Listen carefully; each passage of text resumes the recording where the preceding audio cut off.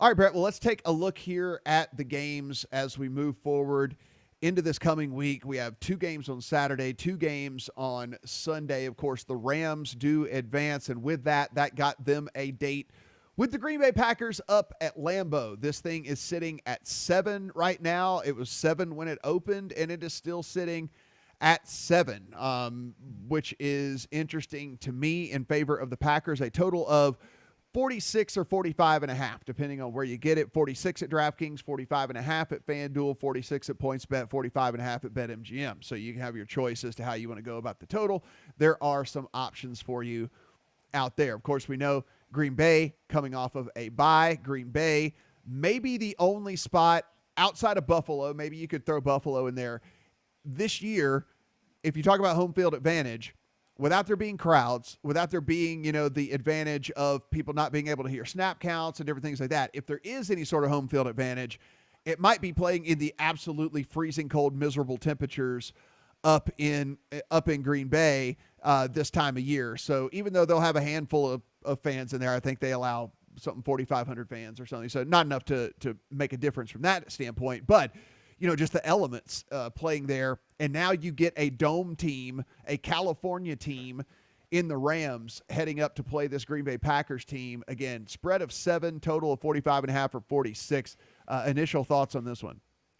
I think this is the end of the road for the Rams. They did it with defense last week against an inept offensive game plan from Seattle. And that's great. It worked for them, but this is a different animal in Green Bay this week. This is strength on strength, the league's number 1 offense against the league's number 1 defense, but it's 2021. I mean, offense has the built-in advantage because of the rules that are in place now in the NFL. So advantage there to Green Bay. And then the Rams are severely hurting at quarterback right now.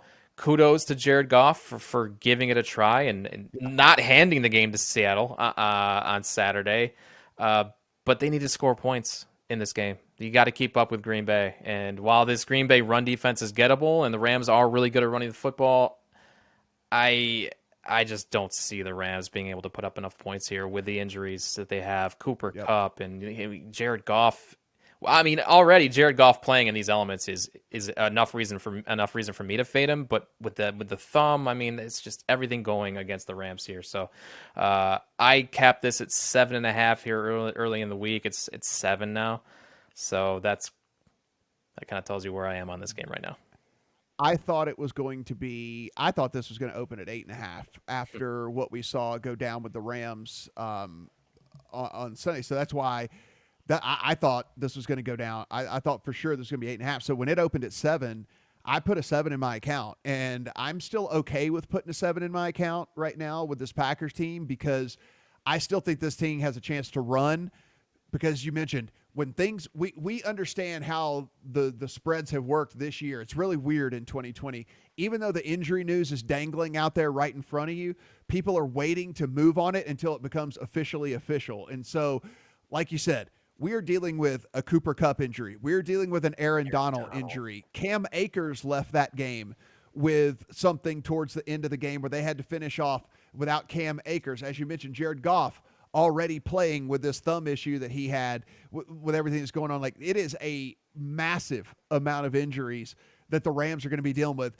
Any one of those guys that I name, whenever they get officially ruled out at some point, because it doesn't look like all of them are going to be able to go, then this line, I think, moves off the 7. And then at that point you're dealing with the hook, and I didn't want to be dealing with the hook. So I put the 7 in the account. I feel pretty good with it.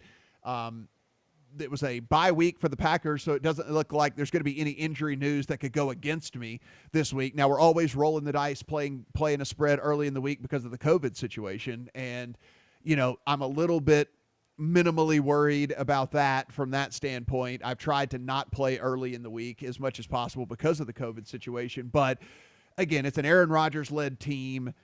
I would imagine, Brett, and, we're reading between the lines here. I would imagine Aaron Rodgers, before the bye week, went and he got everyone together and said, don't be friggin' morons. Don't go do anything stupid. We're in the playoffs. Go home, sit at home, order food online, do whatever. But like this is, we only have a few more weeks of this, and then you can go lick doorknobs wherever you want to or whatever. But like, let's get through the next few weeks. Absolutely, yeah. Let's hope. Let's hope every team is doing that. Honestly, like, this is what you play for. So why take any unnecessary risks? Like, but yeah, teams on the bye obviously are we'll see how that all went, because they're football players. They're young guys. Like, who knows what they're doing during these off weeks. I know. I'm just praying. I'm praying. I have the 7 in my account, guys. Don't let me down. The other game on Saturday, the Ravens and the Bills. This has opened.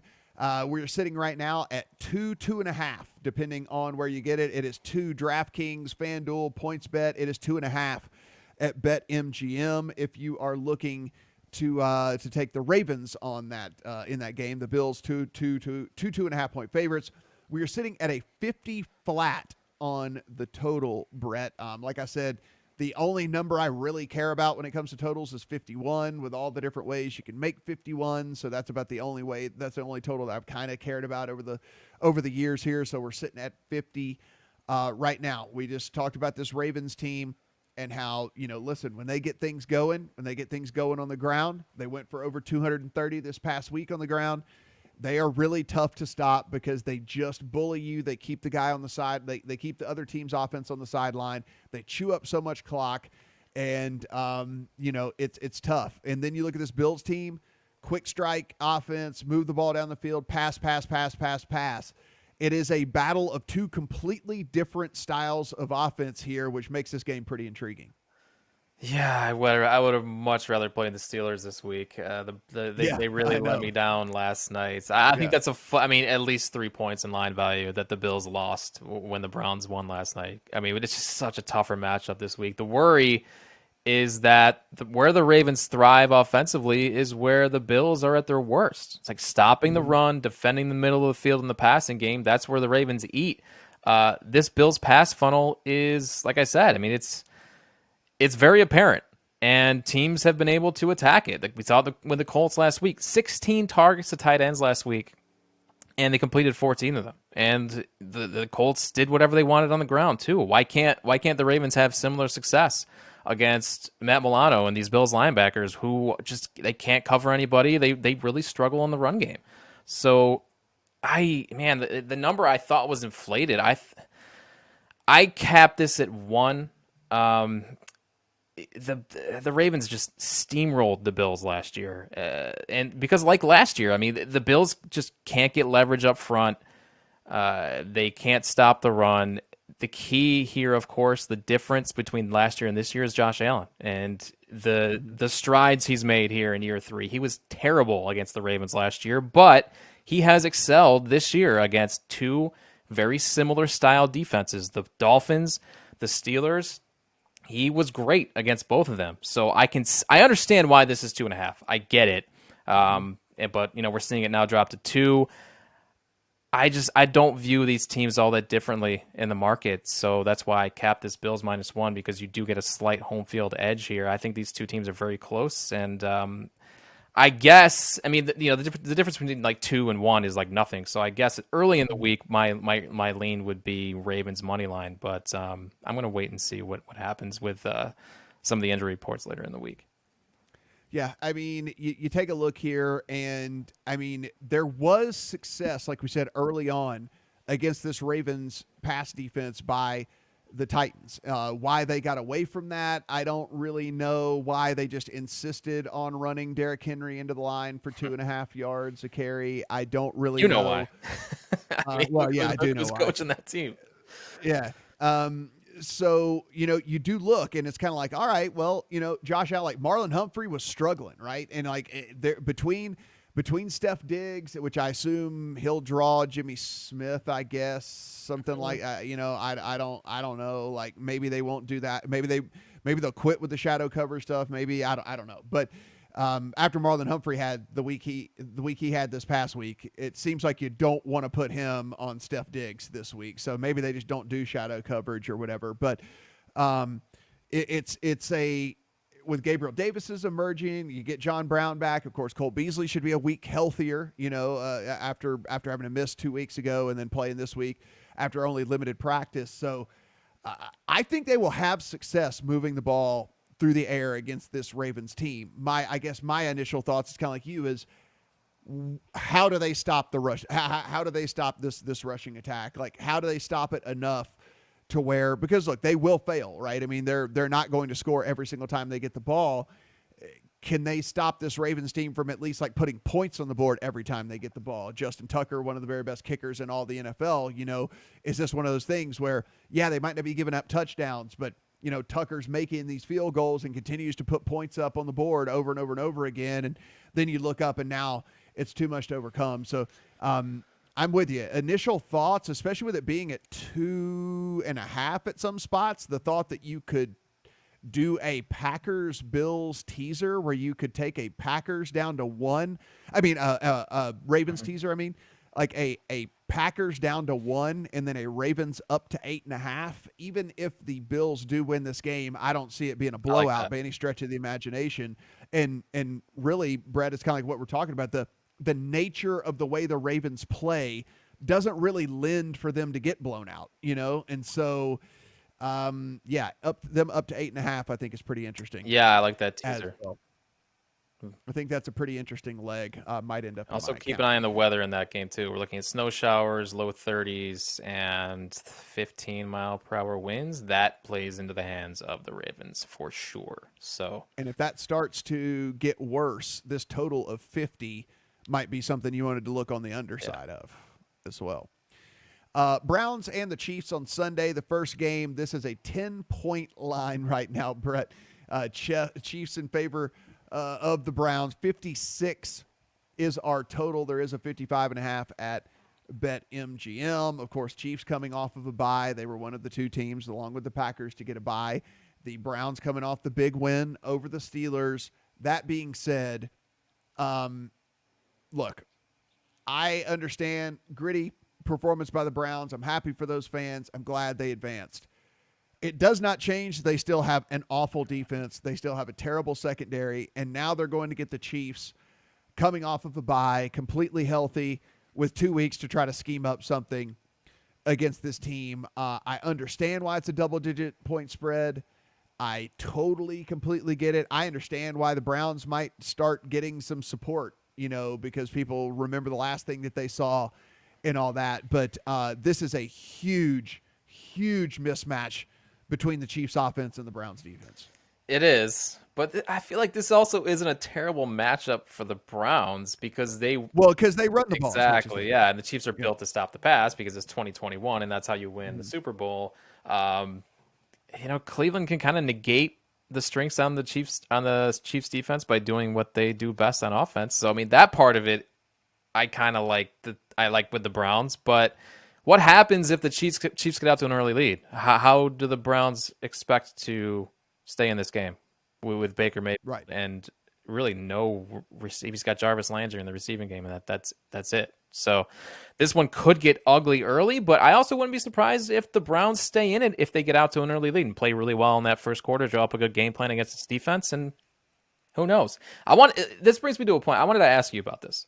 The Chiefs have been terrible. Like, they've been bad against the spread this year. They had a losing record against the spread this year, but they win every game, which, like, usually if I'm looking at a spread and the money line, like, those are correlated, like, value-wise. Like, if you bet on a team to win the game, you're also more likely to bet on them to cover the spread, right? Is it different, though, with the Chiefs this year? I mean, this is a team that really has struggled covering the spread, but they're so good in these high-leverage late-game situations. Like, they find a way to win better than any other team. Yeah. Like, you can trust them to win a football game, but they don't really care about covering a spread. I mean, that really doesn't. Yeah. It's something I thought about a lot this year because I'm always like in the mindset of like I can't bet on a team to not cover the spread, but I can't, like, bet the money line. Like, those are always been correlated to me. But is that true for the Chiefs this year? Yeah, I mean, it's like you don't really want to be holding a Browns plus 10 ticket, right? Like, you don't really want to be holding it because, like, deep down you're like, okay, if the Chiefs want to win this thing by whatever 20, they can win it by 20. But how much? What is their urge? What is their desire? What is their motivation? Which is really none. I mean, listen, I know a lot of people shun on this stuff and like frown on these things, but look, making money is making money, right? If you're very confident in the Chiefs winning the game and you're very confident in the Packers winning the game against the Rams, like it takes two massive favorites. If you just money line parlay those two teams, it takes it down to a very manageable kind of like minus 175. And now, of course, this is how it depends on your bankroll. Of course, I'm not going to say do this if your bankroll doesn't allow or whatever. But I mean, you take a Chiefs and Packers, you take the spread element out of it. You don't have to worry about it anymore. And then, it takes it down to them at minus, kind of like the minus 175 type scenario. So just something to think about as well. Like I do this in tennis. I do this in UFC where it's like, you don't want to be laying 480 on the Chiefs, but you take the Chiefs at 480, the Packers at 335, and it gets you down to 175. And then now it's a much more manageable bet for pretty much all bankrolls out there. So I don't hate that approach either for somebody who wants some exposure to the Chiefs and Packers, but just can't quite pull the trigger on, the big numbers out there. I mean, that's kind of one way I think you can go about it. And hopefully, you have the bankroll for a minus 175 or something. Yeah, I like that. And finally, last game on Sunday, the Bucs and the Saints. This one, just a hell of a game on paper. The Saints opened at 4.5. It is down to 3, Brett. I stuck a Bucs 4.5 in my account the second it opened because I figured that number was going to go away rapidly, and it did go away rapidly. Now I'm just going to hope this thing gets under the 3, and I could just play both sides and hope this thing lands on a field goal, and then I have a winner either way. That's kind of my goal here in this, but it is sitting 3 right now in favor of the Saints, a 51.5 total. Again, two teams peaking at right about the right time. The Saints finally get healthy. They even highlighted this during the game. I mean, Drew Brees and Michael Thomas have only played 107 snaps together on the field so far this season. They had 100 receptions with each other last year. They've only played 107 snaps together, this year. So finally, Saints all healthy. Of course, the defense playing like crazy people. And then even on the Bucs side, healthy addition of Antonio Brown. We see a long touchdown to him this past week again. It looks like him and Tom Brady starting to feel each other a lot better out there. And then, of course, this Bucs defense has been there all year long, though Taylor Heineke did have his moments against them. I can't wait for this game. This is going to feel like the NFC Championship game. Really is. It's a great way to close the weekend. I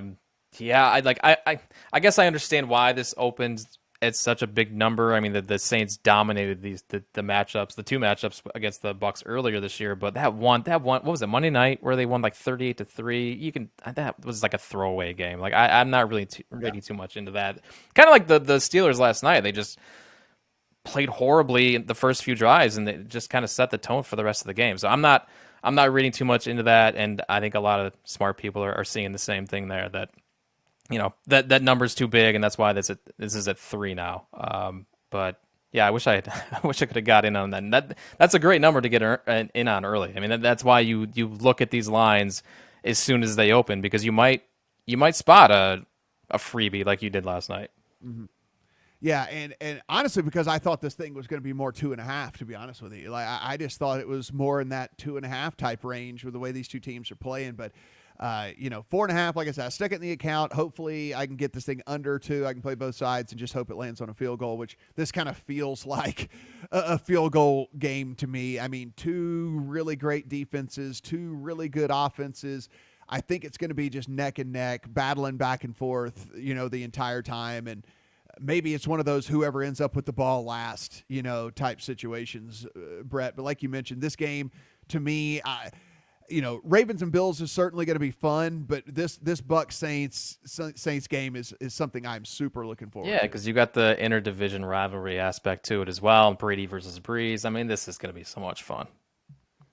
Have never met in the playoffs, shockingly enough, throughout the course of theirs. I mean, as good as both of these teams have been throughout the runs of both of these legendary first ballot Hall of Famer quarterbacks, they've never met in the playoffs before. Yeah, pretty crazy. But running down finally here, guys. So again, it's Rams Packers sitting at a touchdown right now in favor of the Packers. 46 or 45.5 is your total. Bills and Ravens 2.5, depending on where you get it, in favor of the Bills. A total of 50. Again, as Brett mentioned, watch the weather in that one. Maybe something can come into play in your handicapping as well. We'll be watching the injury news on the Rams side of things in that first game. On Sunday, the Browns and the Chiefs. 10-point favorites are the Chiefs. 56 is your total. Chiefs coming off of a bye. Not really worried about any injuries on that side of things. But, of course, we'll see how the Browns come out from this past week's game. And finally, Bucs and the Saints. Saints sitting as 3-point favorites. 51.5 or 52 your total there. Really the only thing on the Bucs side of things, they came out pretty clean in that game and should get Devin White back. He was not able to play in the game this past week with the COVID issue. He wasn't able to get cleared in time. And Brett, all things, whenever you look at those Taylor Heineke runs, if Devin White is out there, I think that is a little bit different of a scenario. It is a 250-pound linebacker that runs a 4.4. I don't know if Taylor Heineke is having the success on the ground that he has if Devin White is out there, and he is going to be out there for this game with the Saints. Yeah, Devin White hurts them sometimes because he overcommits, and the guy's a bullet. I mean, he just flies at the ball. So I will say it'll be nice to have him on the field to kind of negate the quickness and burst of Alvin Kamara out there. But that's also maybe Kamara can get by him and take advantage of some of White's over aggressiveness on the defensive side of the ball. So that's another thing, another fun thing to watch this weekend. Definitely looking forward to all games this weekend, no doubt about it.